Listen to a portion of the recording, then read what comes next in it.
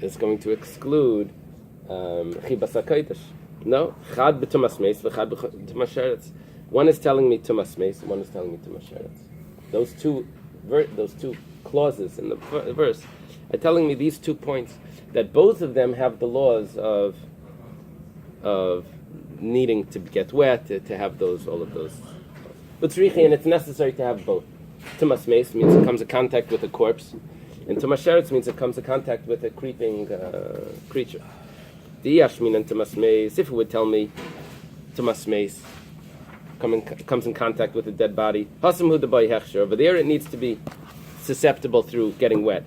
Mishum delay metame bekadasha, because tumas meis doesn't have the same leniency, doesn't have the same strictness as a sheretz. You see, tumas meis, it needs to be a certain size. It needs to be either the size of a kazayas min hameis, olive size, or it needs to be a bone that has basar gidim atzamas. It needs to be a bone that has flesh. And however, when it comes to a sheretz, the size of it has to be a whole animal, or it has to be a whole animal, a whole bug, or it could be a whole. All right, but when it comes to a sheretz, though, a sheretz makes tamei with the size of a adasha, which is a lentil, the size of a lentil, which is very small. So I would say that it's by tumas meis, it has to get wet. But by a sheretz, it doesn't have to get wet. If it gets touched by a sheretz, because the sheretz is so small and it still gives off tumah, I'd say the moisture, the liquid there, doesn't matter. That's what I could have thought. Those tumas meis, coming in contact with the corpse is more lenient, and if it's not wet, I'll say that the laws of contracting tumah doesn't apply. Aval sheretz the mitam b'kadash she'im aloy l'bay hechsher. But a sheretz, I would say, doesn't need to get wet, doesn't need to be susceptible. Automatically, it makes it tummy. V'iyashmin and sheretz. And if it would only tell me sheretz, that a sheretz needs to get wet, not the sheretz, the food that a sheretz comes in contact with. Mishum d'lei metame tumah shiva. I would say that the sheretz doesn't become tummy doesn't make something tummy for 7 days. Aval meis metame tumah shiva. But contact with a mace, with the corpse, makes a person tummy for 7 days. I would say it doesn't need to be wet to get that tumah. Imagine food in the house or food that comes in contact with a corpse. I would say touch the corpse, and you need the paraduma to take this up. But I'm going to say, it's not a problem because it wasn't wet. Pasuk tells me no, not a problem if it wasn't wet. Only if it's wet does it become tummy. So chiddush on each side. That's why I needed both clauses. And basically what we said is that this is not a source to answer Reish Lakish's question if chibas hakodesh has the same status as something that got wet. Trichas, so that's why it's necessary. The Massiv Rabbi Yosef. Rabbi Yosef has a question. Rabbi Shimon Omer. You want to see Rabbi Yosef? He's a teacher of Abaya. Over here. Yeah. He's a friend of Rabbi and Rav Chisda. Are these guys over here arguing with these guys over there? Rabbi Yosef is now discussing something that Rabbi Shimon ben Lakish said. Rabbi Yosef says, Rabbi Shimon Omer, Huchshru b'shchita. If you open this map, it gets even more interesting because let's do the next one. This map here. Oh no. It's interesting if you can compare the north of Israel, who was in the north over here, which is Rish Lakish, with the north of the Babylonia, as opposed to the south, is more similar to the style of learning. If you get into it, the weather affected them. It could be. Weather, warm It weather. could be. The hot peppers and the. I think the cold weather, they were more inside. They were studying more people. It could be. The people claim that the north was less into quoting verses than the south. They quoted verses more in the south. It was more text based. Okay, Rabbi Yosef's question. Rabbi Yosef has a question. Rabbi Shimon Omer, Huchshru b'shchita huchshru. If it becomes susceptible through the shchita, becomes susceptible. Even to count 1 and 2 from it. That means it has the regular laws of tumah. not only is it tummy, but it can make something else tummy, a secondary tumah. It wasn't food that came in water. We're comparing now shchita, which makes it susceptible, to chibas hakodesh, to the belovedness of, even though it didn't get wet, but it has all the laws of tumah. Amalei Abaya responds to Rabbi Yosef. See, Abaya is a student. He says to Rabbi Yosef, "Asu ke'ech shemayim mid'Rabbanan." We consider it, that's only rabbinic. Yes, you're right, but that's only rabbinic. You're still not going to prove. Rish Lakish's question was, does it biblically have those laws of 1 and 2? And will I be able to burn truma off those chibas hakodesh? That we don't have an answer for. Okay. Amar Reb Zeir. Reb Zeir says, Reb Zeir is a student of Rabbi, or a friend of Rabbi. So Rabbi's here.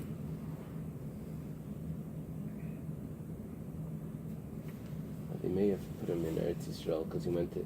They put him in Eretz Yisrael because he went to Eretz Yisrael. He traveled. Reb Zeir was the one that fasted to forget all his Babylonian studying. So he went. So right now he's in this place. He hasn't been. Yeah, he's still in Babylonia here. Reb Zeir says Tashema habaytzer lagas. If the Baitzer is the olives or the grapes? Baitzer is grapes. If you're pulling off the grapes to put them into the vat, to the press that's going to be crushed, the wine press, and some liquid comes off. So Shammai Yomer Huchsher. Shammai says that liquid makes the grapes susceptible to tumah. And even though this is not you didn't want this liquid to come out yet because this liquid's going to get lost, but Shammai says that you would have collected it in a vessel that has that's sealed so that none of the liquid drips out while you're transporting it. So, but Hillel says loy huchsher. Hillel leimer loy huchsher. This is a unique machlokes between Shammai and Hillel. Usually it's Bais Shammai and Bais Hillel. So here it doesn't say Bais Shammai. Right. It says Shammai right. Hillel. I think there's only 3 of these. So Hillel says that it's not susceptible to tumah. You didn't appreciate this liquid coming out. Vishasikli Hillel l'Shammai. Vishasikli Hillel l'Shammai. How do they translate that there? That he agreed? Here it says he agreed. silent. Hillel was silent before Shammai. He accepted Shammai's opinion. Gemara asks, Amai, why it wasn't liquid that came into water? Because why is it not? It actually did come into liquid, but because he didn't want it, it's not counted. And nevertheless, he's accepting that it's becoming tummy. So we're saying, if this is considered that it's susceptible to tumah, even though it didn't come in contact with water, we should say the same thing when it comes to chibas hakodesh. So Amalei Abaya responds, "Asu ke'ech shemayim mid'Rabbanan." It's only rabbinic. Yes, it's considered like it's regular tumah, but it's only rabbinic. Amalei Rav Yosef. Rav Yosef says to Abaya, "Aminu lachana." I said huchshu b'shchita, that it became susceptible to shchita. But Amrit li asu ke'ech shemayim. You said that it's only rabbinic. Reb Zeira tells you something. And you said that it's only rabbinic, that it's considered like it's susceptible through water, rabbinically. Why don't you say the same thing to the original question, that it will consider it rabbinic to according to that it will chibas hakodesh. That little piece of flour that's in the mincha that never got wet, will consider it susceptible to tumah rabbinically. It will give off a rabbinic tumah for 1 and 2. Amalei, he says, "Ata Reb Shimon ben Lakish litleis kami bailei." Reb Shimon ben Lakish was asking if we should leave it in limbo. Ki kami bailei lisreif. He was asking if it needs to be burnt. So my answer is not going to answer his question. Mechlal the chibas hakodesh deraisa. Obviously, if he wanted to burn it, that means that chibas hakodesh is a biblical law. Minolan, where do we know that it's a biblical law? Eily, if we say, in other words, it's a biblical law that even though it never got wet, if it comes in contact with tumah, it becomes tamei. The Torah doesn't say this. The Torah says that it needs to get wet. Eily, if we say midiksiva basar shiga b'chol tamei, flesh that will come in contact with anything that's impure, hai basar diskasher b'mai. The pasuk says that if the flesh, carbon, comes in contact with something that's impure, how is it mochshel l'kabel tumah? Eily diskasher b'dam. So there's laws of this flesh, of this meat that comes in contact. But who made it susceptible? Well, maybe it was susceptible through the blood. We're talking about a carbon. Rabbi Barabba says in the name of his teacher, Rabbi Yochanan, which is the main student here, Rabbi Barabba. The Gemara describes Rabbi Barabba as reviewing everything that he was taught every 30 days from Rabbi Yochanan.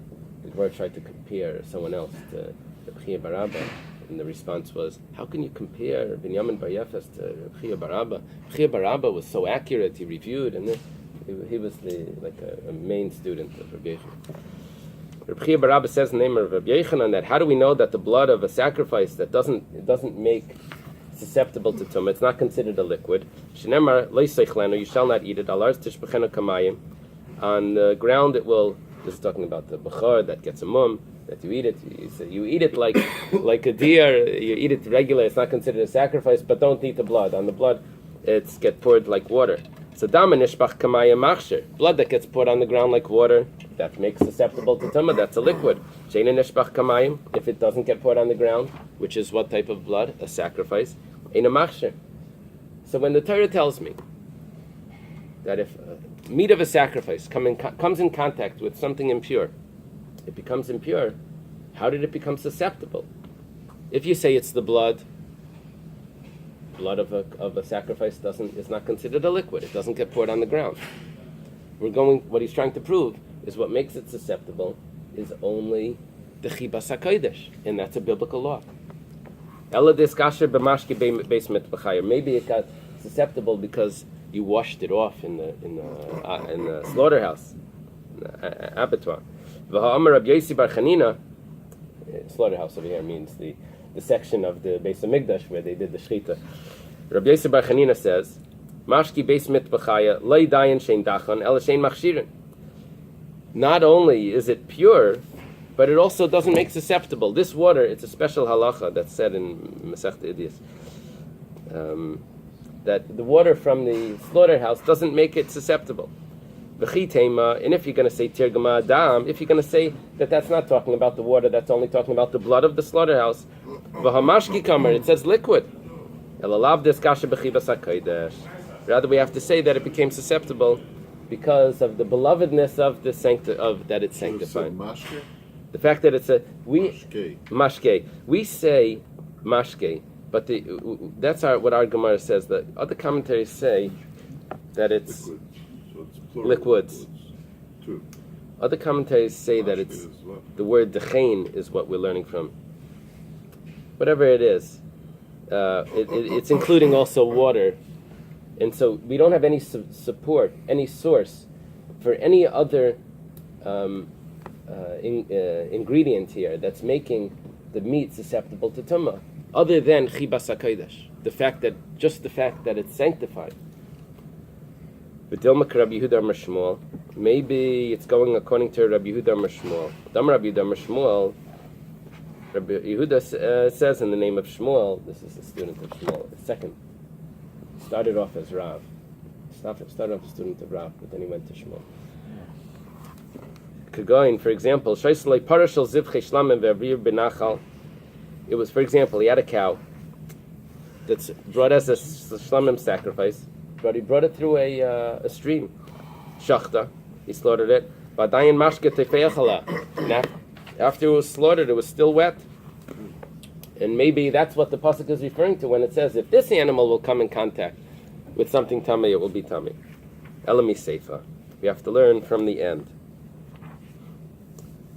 It says v'habasar, the flesh, v'habasar sheyiga, the flesh that will touch. That's coming to include l'rabis eitzim u'levaina. It already said Vahabasar once. It says Vahabasar again. It's coming to include that the wood in the frankincense can also become tummy. The wood in the frankincense is food that it could become tummy. The belovedness of that it's sanctified makes it susceptible, and it even considers it food, even though it wasn't food.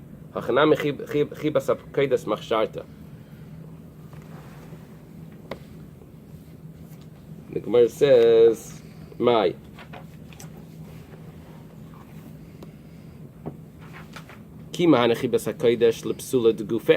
Do we say, we're going back to Rish Lakish's question, do we say that the Chibas HaKodesh makes it, that it itself becomes invalid, that it itself could become impure, but to count from it 1 and 2 not, or maybe it's exactly like it got wet. So take it, the Gemara leaves us as a question.